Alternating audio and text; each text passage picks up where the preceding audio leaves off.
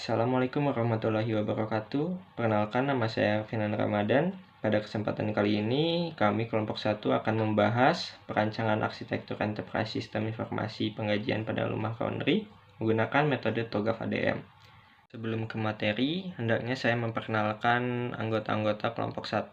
Yang pertama ada saya sendiri, Finan Ramadan, lalu ada Salman Mufid Cahyono, lalu ada Zulka Fauzan Abdillah, Rofi Fatur Rahman, dan Ridwan Nur Hakim.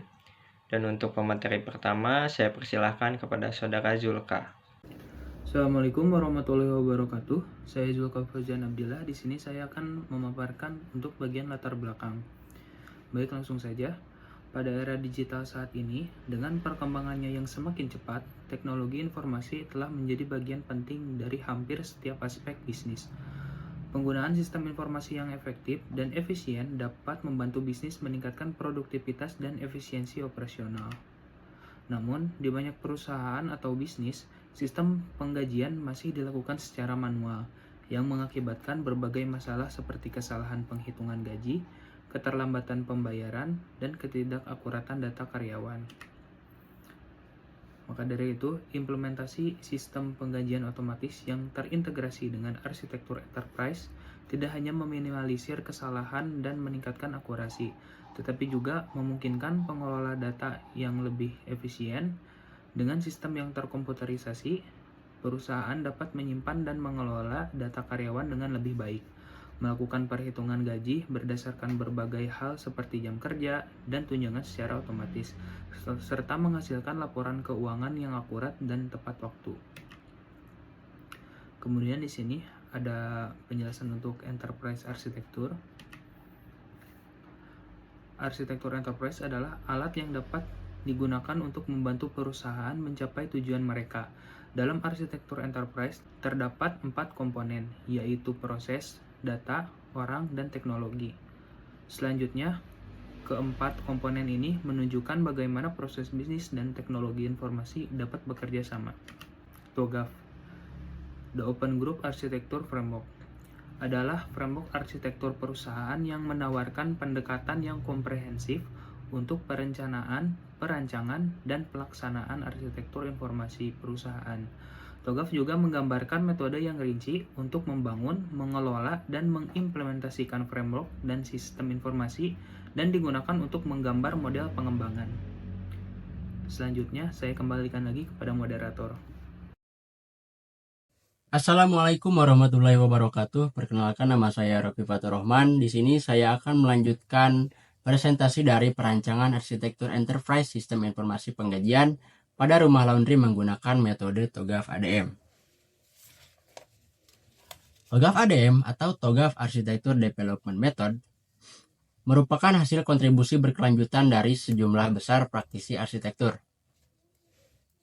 TOGAF Architecture Development Method atau ADM merupakan sebuah metode pengembangan arsitektur yang menawarkan pendekatan langkah demi langkah serta pedoman untuk melaksanakan langkah demi langkah yang akan dilakukan. Selanjutnya ada fase TOGAF. TOGAF sendiri menawarkan 8 fase yang dapat dilakukan. Di sini terlihat pada gambar, ini adalah fase-fase siklus dari TOGAF ADM. Pada tahapannya di sini terdapat tahapan pertama, yaitu fase preliminary atau fase awal, yaitu tentang mendefinisikan bagaimana kita melakukan arsitektur di perusahaan yang bersangkutan. Selanjutnya ada tahapan kedua, yaitu fase A atau arsitektur vision, di mana fase ini menjelaskan fase awal dari metode pengembangan arsitektur. Lalu yang selanjutnya ada fase B, yaitu business arsitektur. Pada tahapan ini masih berkaitan dengan pengembangan arsitektur bisnis. Untuk mendukung visi arsitektur ini yang telah disepakati sebelumnya, arsitektur bisnis menggambarkan strategi, produk, dan layanan, serta aspek organisasi, fungsional proses, informasi, dan geografis dari lingkungan bisnis.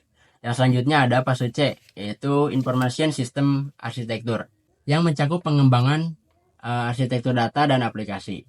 Selanjutnya ada fase D, yaitu Teknologi Arsitektur, yang menjelaskan pengembangan arsitektur teknologi untuk proyek arsitektur.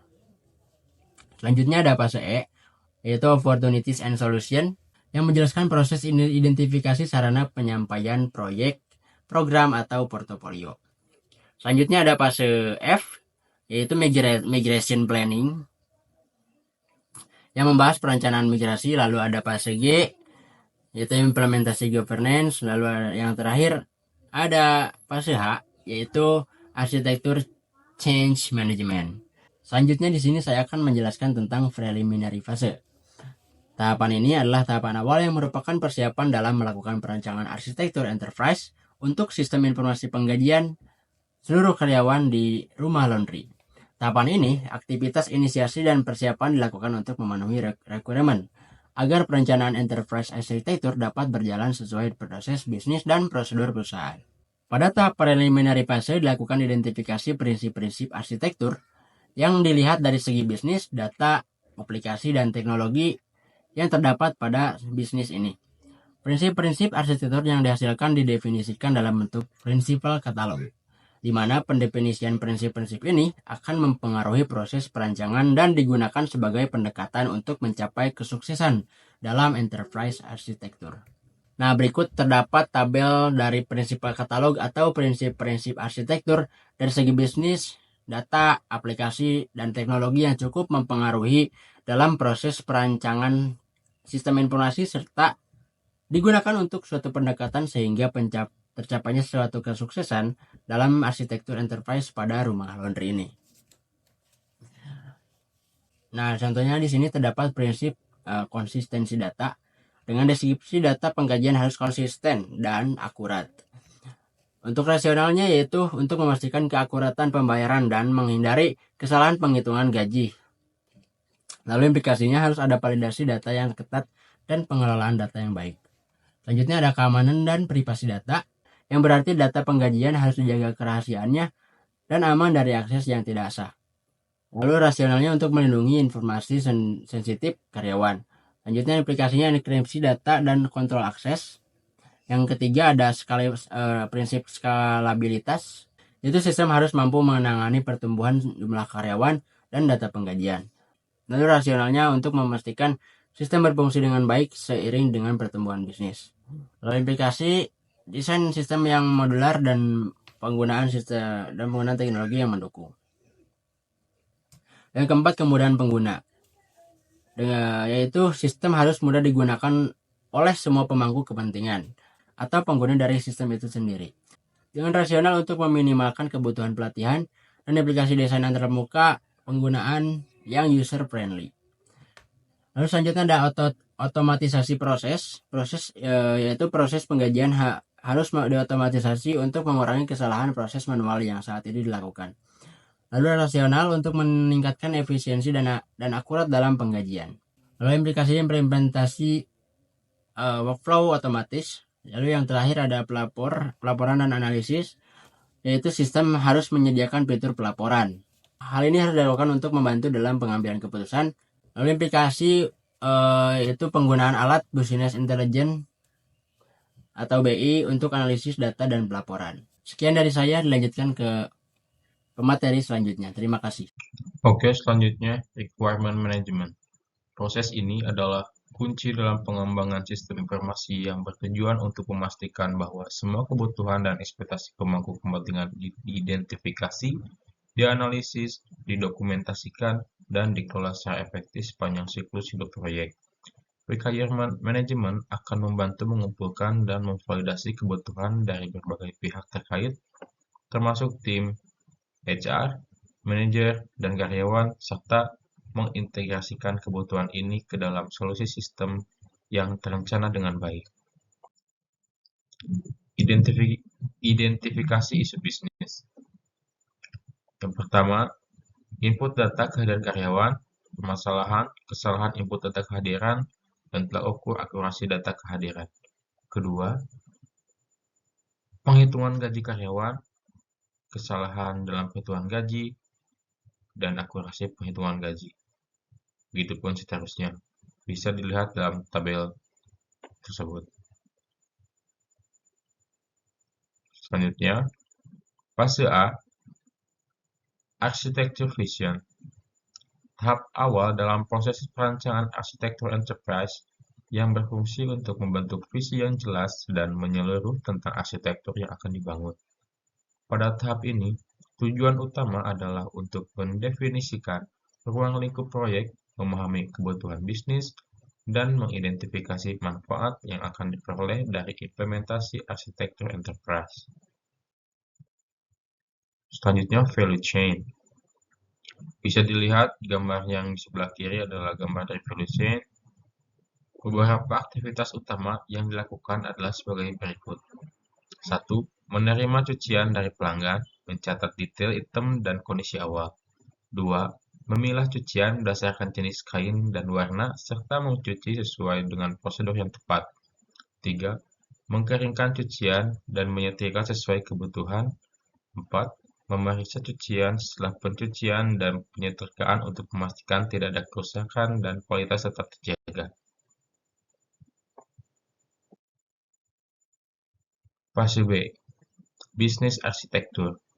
Tahapan dalam pengembangan arsitektur enterprise yang berfokus pada pemahaman dan perancangan struktur bisnis untuk memastikan keselarasan antara strategi bisnis dan solusi teknologi yang diusulkan. Pada tahap ini dilakukan identifikasi proses bisnis utama dan pendukung, serta peran aktor-aktor yang terlibat dalam proses tersebut. Ini adalah gambaran dari use case diagram proses pengajian oleh admin. Terima kasih. Terima kasih atas waktunya. Di sini saya ingin mengidentifikasi proses bisnis, yaitu arsitektur bisnis saat ini itu terbagi menjadi 2, pengajian karyawan yang dilakukan secara manual dan pencatatan absensi yang dilakukan secara manual. Membutuhkan aplikasi absensi yang terintegrasi dan juga membutuhkan sistem informasi untuk penghitungan gaji. Target arsitektur bisnis dan juga kebijakan masa depan, sistem informasi pengajian yang otomatis dapat mengurangi kesalahan dan mempercepat proses pengajian, dan aplikasi pencatatan absensi yang terautomisasi dan terintegrasi dengan sistem pengajian. Nah, untuk selanjutnya di sini itu ada rencana arsitektur bisnis, yaitu sistem terbagi menjadi 3, yaitu sistem informasi, kondisi saat ini, dan juga ulasan. Untuk sistem informasi pengajian, sistem informasi pencatatan kehadiran, dan juga sistem informasi pengolahan karyawan, dan yang terakhir itu sistem laporan pengajian. Untuk kondisi sistem informasi pengajian atau SI pengajian itu pengajian karyawan dilakukan secara manual dengan resiko kesalahan dan perhitungan dan keterlambatan pembayaran. Untuk pencatatan kehadiran dilakukan secara manual dan tidak terintegrasi sistem pengajian. Data karyawan dikelola secara manual, menyulitkan dalam penyimpanan dan pencarian data. Pembuatan laporan juga dalam pengajian itu dilakukan secara manual dengan resiko kesalahan dalam penyajian yang akurat dalam penyajian data. Untuk ulasannya, sistem informasi penggajian otomatis yang dilakukan mengurangi kesalahan dan mempercepat proses pembayaran dan mendukung integrasi dengan sistem kehadiran.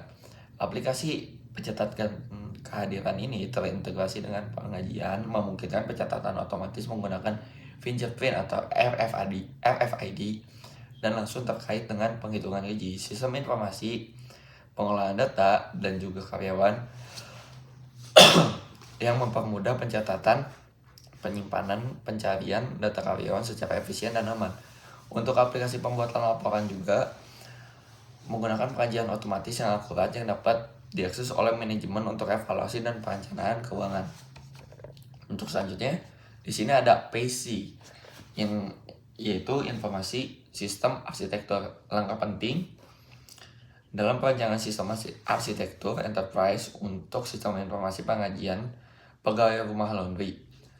Pada tahap ini dilakukan desain arsitektur dan arsitektur aplikasi diperlukan untuk mendukung kebutuhan bisnis pengajian pegawai secara efisien dan efektif. Fokus utama dari fase ini adalah memastikan bahwa semua data yang dikelola dan aplikasi yang digunakan dapat saling berintegrasi dengan baik serta memenuhi kebutuhan operasional dan strategis sistem informasi pengajian karyawan. Untuk selanjutnya di sini ada arsitekturnya. Di sini ada SI presensi, manajemen pegawai, lalu ada keuangan, SI penggajian, laporan, dan SI administrasi.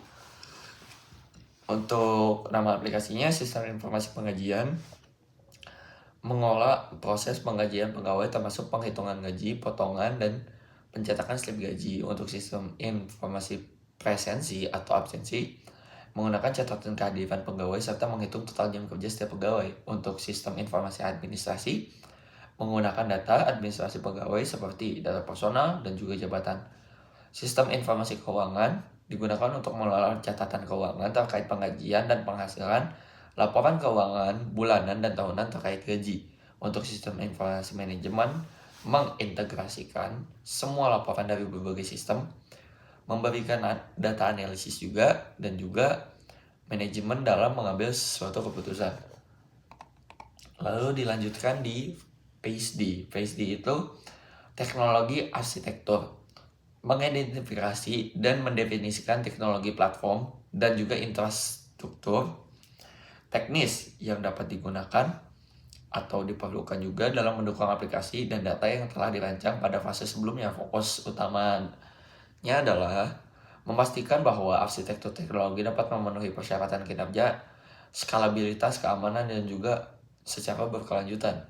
Sistem pengkajian dengan merancang arsitektur teknologi yang tepat bertujuan untuk menciptakan sebuah lingkungan yang stabil dan efisien yang tidak hanya mendukung operasional sehari-hari, tetapi juga mampu beradaptasi dengan perubahan dan kebutuhan bisnis di masa yang akan mendatang.